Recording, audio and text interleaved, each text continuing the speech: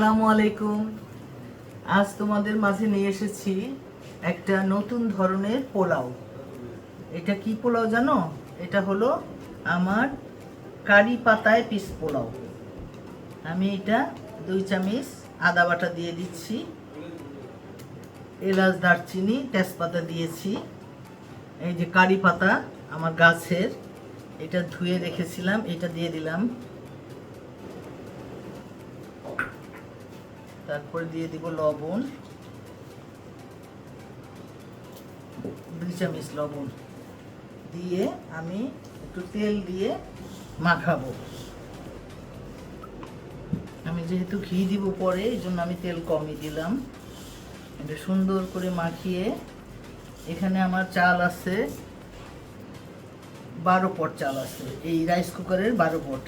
তোমরা অনেকেই জিজ্ঞেস করো যে রাইস কিভাবে, পোলাও কিভাবে ঝরঝরা হবে। তো আমি তখন তোমাদের সাজেস্ট করি, আজকাল তো সবার ঘরেই রাইস কুকার থাকে।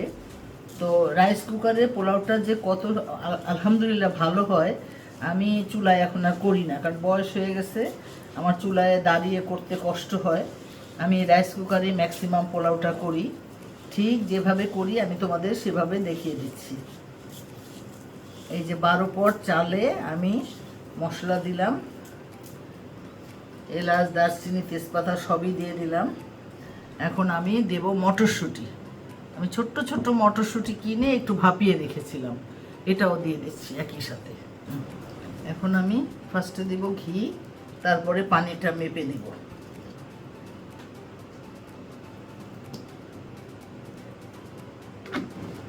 এখানে আমার 12 পটের জন্য আমার লাগবে, যেহেতু পোলার চাল, সেহেতু 1 পট চাল, 1 পট পানি বেশি দিলেই হবে।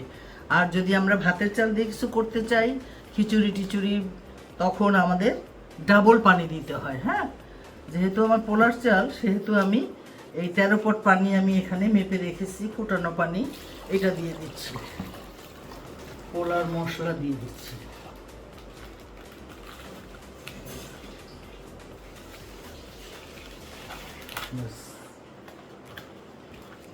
এভাবে তোমরা করে দেখো, ভালো লাগবে।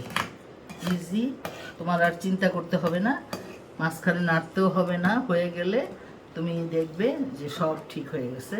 পরে বেরেস্তা দিয়ে তুমি সাজিয়ে পরিবেশন করবে। ঠিক আছে, থ্যাংক ইউ বন্ধুরা, আজকের মতো ভালো থেকো। নাও।